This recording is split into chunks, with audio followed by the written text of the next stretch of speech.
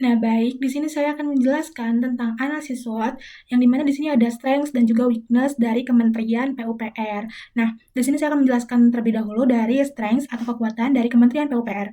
Nah, jadi yang pertama di sini ada mandat strategi nasional yang dimana itu sebagai sektor terdepan pembangunan infrastruktur dasar seperti jalan dan juga jembatan, terus irigasi, perumahan dan juga sistem penyediaan air bersih. Nah, mandat ini tuh memberikan landasan hukum dan politik yang kuat sehingga infrastruktur program itu dapat berperan langsung dalam mendukung pertumbuhan ekonomi, konektivitas wilayah dan juga pelayanan publik.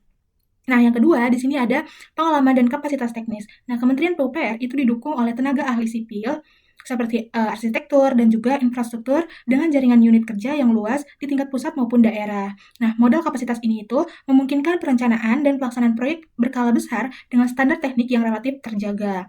Nah, selanjutnya, yang ketiga yaitu ada akses terhadap anggaran yang besar. Nah, alokasi anggaran PUPR itu secara konsisten termasuk salah satu yang tertinggi dalam APBN. Nah, secara teoritis nasional, itu besarnya alokasi anggaran mencerminkan prioritas negara terhadap infrastruktur pembangunan dan juga memberikan ruang fiskal untuk membiayai proyek strategis, baik bersifat konektivitas maupun pelayanan dasar. Nah, selanjutnya, yaitu ada jejaring kolaborasi lintas kementerian atau kelembagaan. Nah, Kementerian PUPR ini berkoordinasi dengan Kementerian Perhubungan, Bappenas, dan juga Kementerian Keuangan dalam menyusun strategi program. Nah, kolaborasi ini tuh penting untuk menjaga atau menjamin keselarasan antara perencanaan teknis, perencanaan pembangunan nasional, dan juga ketersediaan pembiayaan sekaligus mengurangi duplikasi program. Nah, dan yang terakhir, di sini ada pemanfaatan teknologi konstruksi modern, antara lain seperti penerapan building information modeling, terus juga teknologi prefabrikasi dan juga konsep green building. Nah, penggunaan teknologi ini itu berpotensi meningkatkan efisiensi biaya dan waktu, terus juga dapat memperbaiki kualitas konstruksi, serta dapat mendorong perpindahan sekaligus mendorong perpindahan lingkungan sesuai tren praktik terbaik internasional. Nah, itu dari beberapa kekuatan Kementerian PUPR. Nah, selanjutnya di sini ada weakness atau kelemahan dari Kementerian PUPR tersebut. Nah, yang pertama di sini ada terdapat ketergantungan yang tinggi pada pembiayaan APBN. Nah, porsi pembiayaan infrastruktur yang bersumber dari skema kerja sama pemerintahan dan juga badan usaha maupun sumber pembiayaan kreatif lainnya masih relatif terbatas. Nah, kondisi ini itu menimbulkan resiko tekanan fiskal dan juga dapat membatasi kapasitas ekspansi pembangunan infrastruktur ketika ruang fiskal pemerintahan itu menyempit. Nah, selanjutnya yang kedua, di sini ada terjadinya terpecahnya infrastruktur antar wilayah. Nah, secara empiris, infrastruktur pembangunan itu cenderung tampak di Pulau Jawa. Nah, sementara wilayah 3T seperti terdepan, terluar, dan tertinggal itu relatif tertinggal. Nah, ketimpangan itu berimplikasi pada disparitas akses layanan dasar. Nah, biaya logistik dan juga peluang ekonomi antar wilayah. Nah, yang pada akhirnya itu dapat memperlebar kesenjangan pembangunan regional. Nah, selanjutnya di sini ada yang ketiga yaitu ada koordinasi dan koordinasi yang kompleks. Nah, tahapan perencanaan, penganggaran, pengadaan hingga pelaksanaan infrastruktur proyek memerlukan kondisi lintas unit dan juga lintas lembaga yang panjang. Nah, kompleksitas ini itu sering menimbulkan penundaan, biaya transaksi tinggi serta meningkatkan kerentanan terhadap inefisiensi prosedur. Nah, selanjutnya di sini terdapat keterbatasan pada kapasitas sumber daya manusia, jumlah dan sebaran tenaga teknis yang kompeten belum rata di seluruh wilayah. Nah, keterbatasan ini itu dapat berpengaruh pada kualitas perencanaan, pengawasan, dan juga pemeliharaan infrastruktur, khususnya di daerah yang jauh dari pusat pemerintahan. Nah, selanjutnya yang terakhir, di sini ada mengemuka isu transparansi dan juga integritas. Opini publik dan juga media itu secara berkala menyoroti dugaan praktik korupsi, kolusi, dan juga nepotisme dalam proyek infrastruktur, dan juga dari perspektif tata kelola, isu ini tuh dapat menurunkan kepercayaan masyarakat, terus juga meningkatkan biaya proyek, dan juga dapat mengurangi efektivitas pemanfaatan anggaran. Nah, jadi secara keseluruhan, kombinasi antara kekuatan dan juga kelemahan ini itu menunjukkan bahwa pembangunan infrastruktur di Indonesia itu masih memiliki modal kelembagaan dan juga teknik yang kuat. Nah, tetapi masih menghadapi kendala serius terkait ketergantungan pembiayaan, ketimpangan wilayah, dan juga kompleksitas birokrasi. Nah, analisis itu menjadi dasar untuk merancang strategi yang tidak hanya memaksimalkan keunggulan yang ada, tetapi juga secara sistematis mengatasi kelemahan struktur tersebut. Nah, sekian dari saya. Terima kasih. Analisis peluang dan juga ancaman dari Kemenpu. Peluang yang pertama adanya dorongan pemerintah terhadap pembangunan infrastruktur berkelanjutan yang dapat memperluas program ramah lingkungan. Kemudian, kebutuhan infrastruktur dasar seperti jalan, jembatan, air minum, sanitasi, dan juga irigasi yang terus meningkat dapat membuka ruang kerja yang lebih besar lagi. Yang ketiga, adanya skema pendanaan alternatif seperti kerjasama pemerintah swasta yang membantu memperkuat pembiayaan proyek. Kemudian program pemerataan pembangunan di wilayah terpencil menciptakan kebutuhan proyek baru serta penguatan layanan infrastruktur. Nah, kemudian adanya perkembangan teknologi konstruksi dan juga digitalisasi yang mendukung peningkatan efisiensi dan kualitas pembangunan.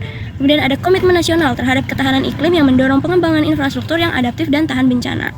Nah, selanjutnya ancaman dari Kemenpu ini adanya perubahan iklim dan cuaca yang ekstrim dapat meningkatkan resiko kerusakan, keterlambatan, dan juga biaya pemeliharaan infrastruktur yang berlebih. Adanya keterbatasan anggaran negara dapat menghambat percepatan pembangunan dan juga penyelesaian proyek yang besar. Kemudian ada regulasi lingkungan dan standar pembangunan yang semakin ketat dan berpotensi menambah biaya serta waktu pelaksanaan. Kemudian ada tantangan geografis seperti medan berat dan akses terbatas yang membuat pembangunan di wilayah terpencil lebih sulit. Kemudian ada ekspektasi publik terhadap pelayanan infrastruktur yang cepat dan juga transparan dan berkualitas semakin tinggi. Berdasarkan hasil perhitungan tabel IFAS, dapat kita lihat bahwa Kementerian Pekerjaan Umum memiliki total skor sebesar 2,70. Angka ini penting karena dalam analisis internal, skor di atas 2,50 ini menunjukkan bahwa kekuatan organisasi lebih dominan dibandingkan kelemahannya. Nah, artinya secara internal, Kemenpu ini berada dalam posisi yang kuat dan relatif siap untuk mendukung strategi pembangunan infrastruktur nasional. Nah, jika kita perhatikan faktor kekuatan, skor tertinggi berasal dari mandat strategis nasional sebesar 0,60, serta akses anggaran yang besar dari APBN sebesar 0,45. Nah, kedua faktor ini memiliki bobot yang tinggi karena merupakan fondasi utama nih dalam Kemenpu yang nantinya membuat Kemenpu mampu menjalankan pembangunan infrastruktur secara luas dan berkelanjutan. Nah, selain itu, adanya kapasitas teknis dan juga tenaga ahli, kemampuan kolaborasi lintas sektor, serta mulai diterapkannya teknologi infrastruktur atau konstruksi modern. Nah, dari faktor-faktor ini semakin memperkuat posisi internal Kementerian Pekerjaan Umum. Nah, sementara itu pada sisi kelemahan, skor terbesar ini datang dari ketergantungan pada APBN, kesenjangan pembangunan antar wilayah, serta kompleksitas birokrasi dan koordinasi proyek sebesar 0,20. Nah, meskipun faktor-faktor ini cukup signifikan, nilai ratingnya yang lebih rendah dibandingkan kekuatan menandakan bahwa memang kelemahan tersebut ini masih bisa dikendalikan atau diperbaiki melalui reformasi internal di Kemenpu tersendiri begitu. Nah, dengan komposisi nilai tersebut dapat disimpulkan bahwa secara internal Kemenpu ini berada dalam kondisi yang solid gitu. Nah, kekuatan yang dimiliki tidak hanya mampu menutupi kelemahan, tetapi juga memberi ruang bagi Kementerian Pekerjaan Umum untuk terus memperkuat kualitas pembangunan infrastruktur dan juga nantinya hasil IFAS dari Kemenpu ini menjadi dasar bahwa memang Kemenpu ini cocok menerapkan strategi pertumbuhan atau bisa disebut growth oriented strategy, seperti memperluas teknologi konstruksi, terus juga memperkuat SDM, serta meningkatkan efisiensi birokrasi agar proyek infrastruktur ini dapat berjalan lebih cepat dan merata di seluruh wilayah Indonesia. Nah, di sini saya akan menjelaskan mengenai EFAS, External Factor Analysis Summary, yang mana terdiri dari opportunity dan juga street, dengan penilaian bobot, rating, dan skor. Nah, di opportunity sendiri ada 6 faktor eksternal yang mempengaruhi secara positif. Yang pertama, dorongan pemerintah pada pembangunan berkelanjutan memiliki bobot 0,12 dengan rating 4 dan skor 0,48. Nilai ini tuh menunjukkan bahwa kebijakan pemerintah terhadap pembangunan hijau itu sangat kuat dan juga menjadi peluang besar. Nah, yang kedua, ada kebutuhan infrastruktur dasar yang meningkat, memiliki bobot dengan 0,11 dengan rating 4 dan juga skor 0,44. Ini artinya permintaan terhadap jalannya air bersih dan sanitasi itu terus bertambah sehingga menjadi peluang penting untuk pengembangan proyek. Selanjutnya yang ketiga itu ada skema KPBU atau PPP, membuka peluang pendanaan tambahan dengan bobot 0,10 dengan rating 3 dan juga skor 0,30. Ini memperlihatkan bahwa dukungan pemerintah terhadap kolaborasi swasta menjadi peluang yang nyata untuk pencapaian proyek. Terus yang keempat itu ada pemerataan wilayah terpencil yang dengan bobotnya itu 0,09, rating 3 dengan skor 0,27. Banyaknya daerah terpencil membutuhkan infrastruktur dasar sehingga membuka kebutuhan proyek baru. Nah, terus yang kelima itu ada kemajuan teknologi konstruksi yang mana memiliki bobot 0,08 dengan rating 3 dan skor 0,24. Karena teknologi baru itu memberikan efisien yang lebih baik serta meningkatkan kualitas konstruksi. Dan yang terakhir itu ada komitmen terhadap ketahanan iklim dengan bobot 0,07, rating 3 dan skor 0,21. Faktor ini menjadi peluang karena pembangunan infrastruktur tahan bencana menjadi fokus nasional.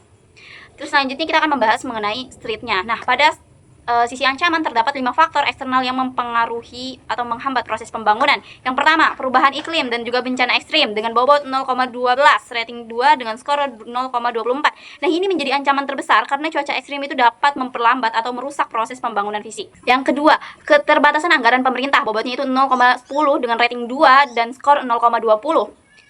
Yang mana penyesuaian anggaran itu dapat membuat proyek tertunda atau tidak terlaksana sesuai rencana. Nah, yang ketiga itu regulasi lingkungan yang semakin ketat, memiliki bobot 0,9 dengan rating 2 dan skor 18.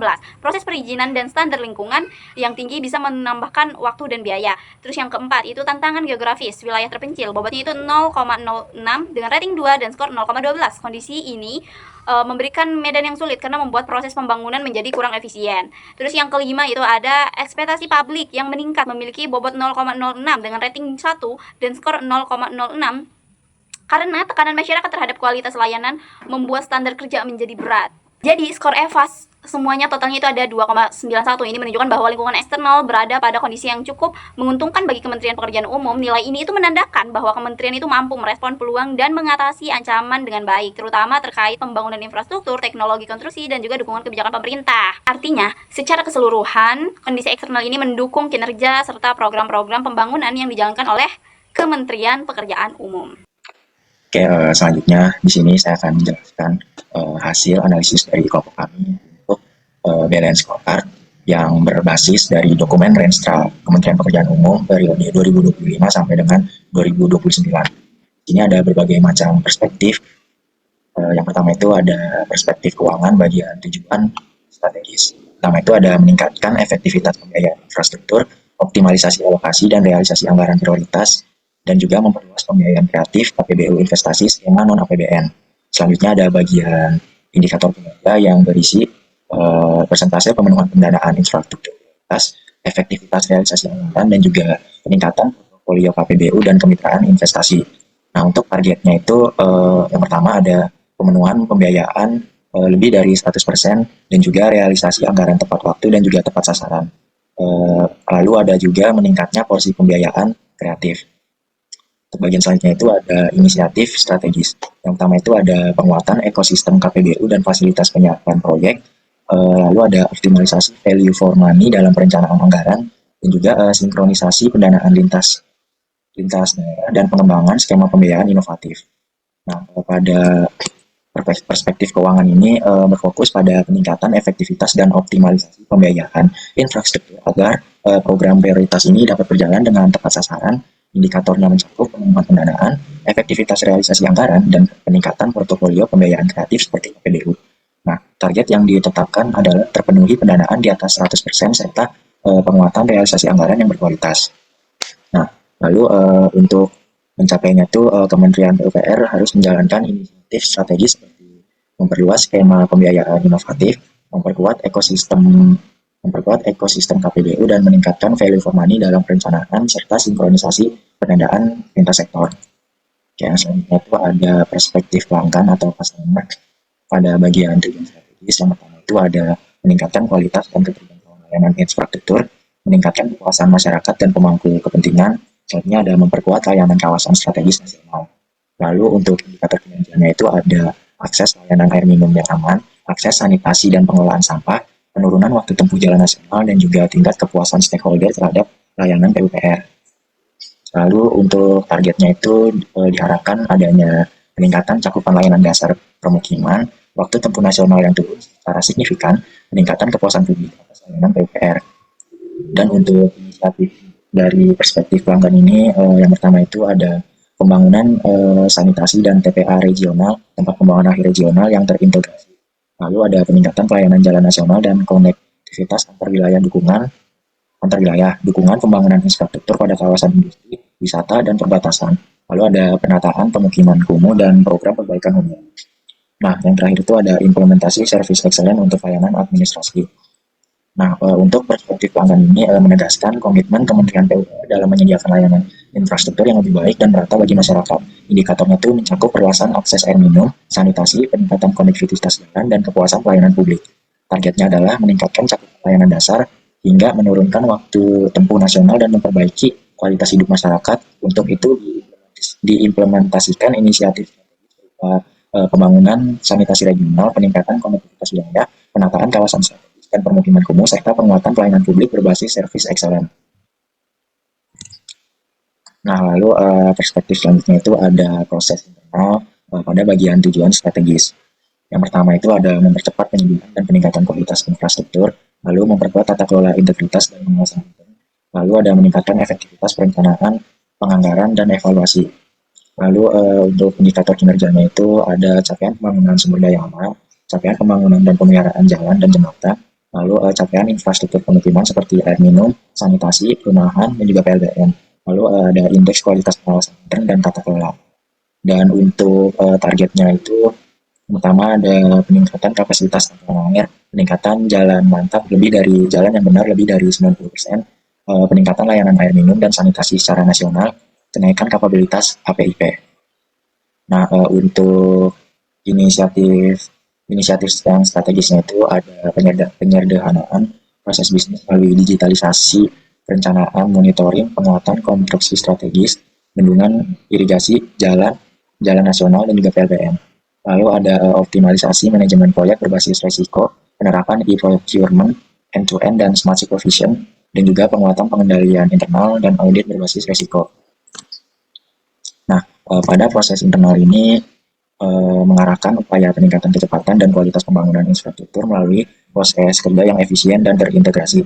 Indikatornya meliputi capaian pembangunan sumber daya alam, jalan, jembatan, serta infrastruktur pemukiman, disertai peningkatan kualitas pengawasan dan tata kelola. Targetnya adalah peningkatan kapasitas angkutan air, kondisi jalan yang benar di angka di atas 90%, dan meningkatnya layanan pemukiman dan penguatan kapabilitas pengawasan intern, dan juga inisiatif strategis yang dilakukan mencakup digitalisasi proses perencanaan dan monitoring, serta penguatan konstruksi strategis nasional, optimalisasi manajemen proyek yang berbasis risiko, dan juga penerapan e-procurement serta pengembangan pengawasan berbasis teknologi. Lalu perspektif yang terakhir ada pembelajaran dan pertumbuhan. Pada bagian tujuan strategis, yang pertama itu ada meningkatkan kompetensi sumber daya manusia, aparatur, dan vokasional konstruksi, memperkuat inovasi dan transformasi digital, meningkatkan keandalan sumber daya konstruksi nasional. Lalu untuk indikator kinerjanya itu ada indeks kompetensi ASN PUPR, jumlah tenaga kerja konstruksi terlatih dan sertifikasi, dan juga tingkat pemanfaatan sistem informasi PUPR, serta tingkat keandalan sarana prasarana jasa konstruksi. Nah, untuk targetnya itu pertama ada pemenuhan ASN sampai pengembangan kompetensi tahunan, peningkatan jumlah tenaga konstruksi bersertifikat, transformasi digital, infrastruktur jalan di seluruh dunia, dan juga meningkatkan keandalan rantai pasok konstruksi. Dan untuk inisiatif yang strategisnya itu ada peningkatan pelatihan teknis dan vokasi konstruksi yang berskala nasional, pengembangan pusat unggulan kompetensi atau Center of Excellence, dan implementasi sistem informasi yang terintegrasi, penguatan inovasi teknologi konstruksi, dan standarisasi bahan pengembangan manajemen talenta ASN PUPR. Nah, pada bagian perspektif pembelajaran dan pertumbuhan atau learning and growth ini menitik beratkan pada penguatan kapasitas manusia, teknologi, dan inovasi sebagai fondasi keberlanjutan pembangunan infrastruktur. Indikatornya itu meliputi peningkatan kompetensi ASN, jumlah SDM konstruksi, sertifikasi, dan juga bermanfaatkan sistem informasi dan keandalan rantai pasok konstruksi. Targetnya adalah terpenuhinya standar kompetensi ASN, meningkatnya SDM konstruksi yang bersertifikat, serta terbangunnya sistem digital terintegrasi, serta penguatan ekosistem jasa konstruksi nasional. Nah, untuk inisiasi strategisnya itu dilakukan melalui percepatan pelatihan teknis dan vokasi konstruksi, pengembangan pusat unggulan kompetensi, dan penerapan teknologi informasi seperti IM dan sistem terintegrasi, serta penguatan manajemen talenta dan inovasi konstruksi. Nah, sekian penjelasan mengenai balance scorecard.